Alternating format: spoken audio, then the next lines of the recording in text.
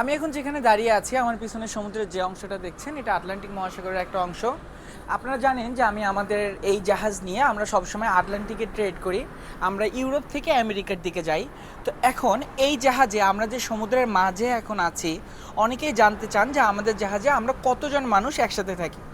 আমরা সমুদ্রের মাঝে যখন থাকি বা এই জাহাজে করে যখন যাই, তখন এটা এরকম হয় না যে আজকে এবারের যাত্রায় আমাদের 15 জন ছিল, পরের যাত্রায় আমাদের 20 জন ছিল। এরকম কিছু হওয়ার কোনো সুযোগ নাই। আমরা নির্দিষ্ট সংখ্যক লোক, প্রত্যেকটা লোকের জন্য নির্দিষ্ট র্যাঙ্ক থাকে। সেই র্যাঙ্ক অনুযায়ী নির্দিষ্ট সংখ্যক লোক জাহাজে পার্মানেন্ট হিসেবেই থাকে। পার্মানেন্ট হিসেবে থাকে অর্থ হচ্ছে, যেমন আমার র্যাঙ্ক আমি যদি এখন আপনাদের বলতে যাই, আমার র্যাঙ্ক হচ্ছে বর্তমানে জাহাজে 4th ইঞ্জিনিয়ার। তো এখন এই 4th ইঞ্জিনিয়ার র্যাঙ্কটা জাহাজে পার্মানেন্ট। তো এই জাহাজে যখন আমি চলে যাব, তখন আমি যাওয়ার পর জাহাজে তো অবশ্যই 4th ইঞ্জিনিয়ারের কিছু দায়িত্ব আছে। আমি যে এই জাহাজে আছি, অবশ্যই কোনো না কোনো দায়িত্ব নিয়ে সেই দায়িত্বটা পালন করার চেষ্টা করছি। তো আমার দায়িত্বগুলো আমি যখন এখান থেকে জাহাজ থেকে চলে যাব, আমি তো সারা জীবন এখানে থাকবো না। তো আমার এই দায়িত্ব পালন করার জন্য জাহাজে অন্য লোক নেওয়া হয়। এই যে লোক আসবে সেই লোকেরও র্যাঙ্ক এই 4th ইঞ্জিনিয়ারই হবে। আমি যে কাজগুলো এখন করছি সেই লোক আসার পর সেই জাহাজে আমার কাজগুলো আমার পরিবর্তে সে করবে। তো ঠিক আমি যখন এই জাহাজে ছিলাম না, তখন এইখানেও আরও একজন 4th ইঞ্জিনিয়ার ছিল। আমি যখন এসেছি, আমি আসার পরে বাসায় চলে গিয়েছে ছুটিতে। এখন তার কাজগুলো আমি করছি। তো এভাবেই জাহাজে সব কিছু চলতে থাকে। এখন কথা হচ্ছে, আমাদের জাহাজে আসলে কতজন মানুষের দরকার। সমুদ্রটাকে একটু আমি আপনাদের দেখাই, তারপর বাকি কথা বলছি। সোবানাল্লাহ ভাই, দেখেন আজকে সমুদ্র সবসময় যেহেতু নীল থাকে, আজকেও নীল। তো আমাদের জাহাজে বর্তমানে আমি যে জাহাজে আছি সে জাহাজে আমরা টোটাল 24 জন মানুষ একসাথে করে থাকি। এখন সব জাহাজেই 24 জন মানুষ থাকে এরকম না।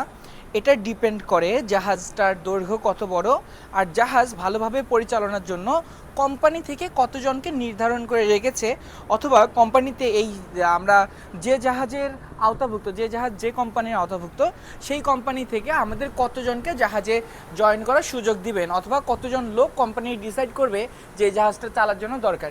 এখন যদি এরকম হয় কোম্পানির ডিসিশনের সাথে জাহাজের মিলছে না, তো তখন জাহাজ থেকে ক্যাপ্টেনের পরামর্শে ক্যাপ্টেন যদি কোম্পানিকে জানায় যে আমাদের এই র্যাঙ্কের জন্য আরেকজন লোক থাকবে। যেমন আমি বলছি, আমার জাহাজে 4th ইঞ্জিনিয়ার, মানে আমার যে র্যাঙ্ক 4র্থ প্রকৌশলী বা 4th ইঞ্জিনিয়ার, এই 4th ইঞ্জিনিয়ার শুধু আমি একাই আছি। আবার অনেক জাহাজে দেখা যায় 4th ইঞ্জিনিয়ার হিসেবে 2 জন করেও থাকে।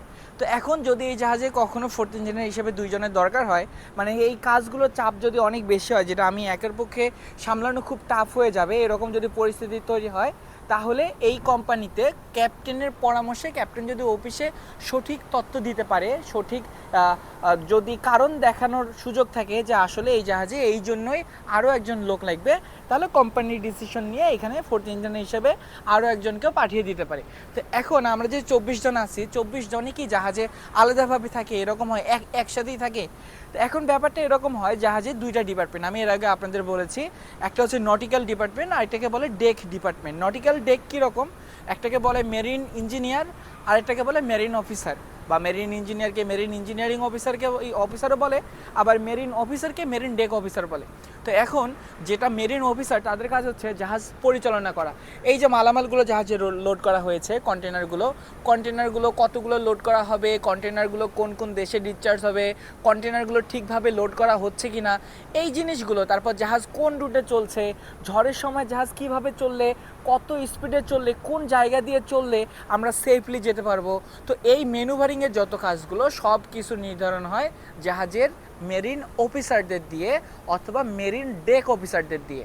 আর জাহাজের যে মেরিন ইঞ্জিনিয়ার থাকে, আর অথবা মেরিন ইঞ্জিনিয়ারিং অফিসার যারা থাকে, তাদেরও কাজ সেম র্যাঙ্ক, সেম স্যালারি, সব কিছুই সেম।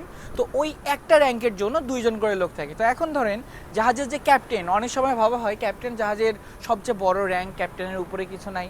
হ্যাঁ, যদি আপনি ক্ষমতার কথা চিন্তা করেন, ক্যাপ্টেন হচ্ছে জাহাজের ওভারঅল ইনচার্জ, কিন্তু ক্যাপ্টেন হচ্ছে মেরিন অফিসারদের হেড, ওই ডিপার্টমেন্টের হেড। আবার মেরিন ইঞ্জিনিয়ারিং অফিসার যারা থাকে, অথবা মেরিন অফিস ইঞ্জিনিয়ার যারা থাকে, সেই ডিপার্টমেন্টের হেড হচ্ছে চিফ ইঞ্জিনিয়ার। তো যদি স্যালারির কথা, ড্রেস কোডের কথা, আমার দেখেন ড্রেজে এখন যে একটা স্ট্রাইপ আছে, এটা একটা স্ট্রাইপের এই যে একটা টার্ন, এই একটা স্ট্রাইপের অর্থ হচ্ছে আমি ফোর্থ ইঞ্জিনিয়ার। তো আমার যখন প্রমোশন হবে, আমি যখন থার্ড ইঞ্জিনিয়ার হব, তখন এখানে একটার পরিবর্তে দুইটা স্টাইপ থাকবে। তো এভাবে যদি আপনি ড্রেস কোড, সম্মান, স্যালারি সব কিছুর কথা চিন্তা করেন, তাহলে চিফ ইঞ্জিনিয়ার আর ক্যাপ্টেন দুইজনই সেম। চিফ ইঞ্জিনিয়ার হচ্ছে ইঞ্জিনিয়ারিং ডিপার্টমেন্টের হেড অফ ইনচার্জ, আর ক্যাপ্টেন হচ্ছে ওভারঅল জাহাজের হেড অফ ইনচার্জ। এখন এই দিকগুলো বিবেচনা করলে যদি তার থেকে একটু নিচু র্যাঙ্কের কথা চিন্তা করেন, মানে সেকেন্ডারি র্যাঙ্ক, ক্যাপ্টেনের পরবর্তীতে হচ্ছে চিফ অফিসার, আবার ইঞ্জিনিয়ারিং ডিপার্টমেন্টে চিফ ইঞ্জিনিয়ারের পরবর্তী র্যাঙ্ক হচ্ছে সেকেন্ড ইঞ্জিনিয়ার। তো ঠিক এইভাবেই প্রত্যেকটা র্যাঙ্কের জন্য একটা দুই ডিপার্টমেন্টে দুইজন করে লোক থাকে, যে দুইজন করে লোকের ক্ষমতা, স্যালারি সব কিছুই একই রকমেরই থাকে। তো এখন আমাদের জাহাজে শুধুমাত্র দুইজন ইন্ডিভিজুয়াল লোক থাকে যারা রান্নার কাজে আর জাহাজের মোটামুটি বাকি যে কাজগুলো থাকে, যেমন আমাদের বেসিক নিড যেগুলো দরকার, যেমন ধরেন আমাদের সাবান লাগবে, অথবা আমাদের রুমে বেডশিট লাগবে, অথবা এই পার্সোনাল যে জিনিসগুলো দরকার হয় সেইগুলো দেখাশোনার জন্য একজন লোক থাকে, তাকে আমরা স্টুয়ার্ড বলি অথবা জিএস বলি। আর জাহাজে রান্না করার সময় একজন হেড থাকে যাকে আমরা চিফ কুক বলি। তো এই চিফ কুক আর জিএস চিফ কুককেও সহায়তা করে, আবার আমাদের যদি কোনো কিছু দরকার হয় সেটাও সে ম্যানেজ করে দেয়। তো এখন এই দুইজন ডিপার্টমেন্ট, এই দুইজন ছাড়া বাকি যারা থাকে, এখন আমি যেহেতু বলছি আমাদের জাহাজে আমরা টোটাল 24 জন মানুষ আছি, তো 24 জন মানুষের মাঝে এই দুইজন ছাড়া বাকি যে 22 জন মানুষ আছে, সেই 22 জন মানুষ 11 জন করে দুই ডিপার্টমেন্টে ভাগ করা। এখন 11 জন করে কিভাবে হয়? 11 জন করে যে বললাম যে 22 জনের মধ্যে আবার দুইজন থেকে ক্যাডেট, যাকে আমরা শিক্ষার্থী বা ট্রেনি বলি। তো তাদের থেকে আউটপুট কখনো পাওয়া সেভাবে সুযোগ হয় না, তার কারণ তারা এখনও শিক্ষার্থী, শিখছে। তো তারা ছাড়া বাকি যে 10 জন থাকে তাদের প্রত্যেকেরই ইন্ডিভিজুয়াল রেসপন্সিবিলিটি থাকে, তারা সবসময় তাদের সেই রেসপন্সিবিলিটি অনুযায়ী কাজ করে। তো বাকি যে 10 জন থাকে তাদের মধ্যে যে ডেক ডিপার্টমেন্টের কথা বলছিলাম, আমি জানি ব্যাপারগুলো একটু কমপ্লিকেটেড, তবু অনেকেই ইন্টারেস্টেড, অনেকেই বারবার জানতে চাচ্ছিলেন যে এই জিনিসগুলো কিভাবে হয়। তো যদিও আমি জানি এটা আপনাদের তেমন কোনো একটা কাজে লাগবে না, তবুও ভাবলাম যেহেতু আমি অনেকদিন থেকে খেয়াল করছি যে সবাই জানতে চাচ্ছে, তো তাই এই জিনিসটা আপনাদের সাথে শেয়ার করা। তো এখন যদি ডেক ডিপার্টমেন্টের কথা বলি, তাহলে অফিসারদের মধ্যে থেকে captain, chief officer, second officer, third officer, আর এই 4 জন ছাড়া বাকি যে কয়েকজন থাকে তারা একজন ক্যাডেট, আর বাকি কিছু থাকে অ্যাবল সিম্যান বা এবি, আবার থাকে আমাদের বোসন থেকে, আবার থেকে ওএস বা অর্ডিনারি সিম্যান, এই টাইপের, মানে যারা অফিসারদের অ্যাসিস্ট করে। ঠিক সেমভাবে ইঞ্জিনিয়ারিং ডিপার্টমেন্টে chief engineer, second engineer, third engineer, fourth engineer. তো আমাদের এই কয়েকজন ইঞ্জিনিয়ার ছাড়া আমাদেরকে হেল্প করার জন্য জাহাজে মোটরম্যান থাকে, অয়েলার থাকে, ওয়াইপার থাকে। তো এক একজনের এক এক রকমের ফিটার থাকে, অথবা ফিটারকে অনেক সময় ওয়েল্ডারও বলা হয়। ফিটার অথবা ওয়েল্ডার একটা ইন্ডিভিজুয়াল র্যাঙ্ক, আবার বোসন ডেক ডিপার্টমেন্টের একটা ইন্ডিভিজুয়াল র্যাঙ্ক।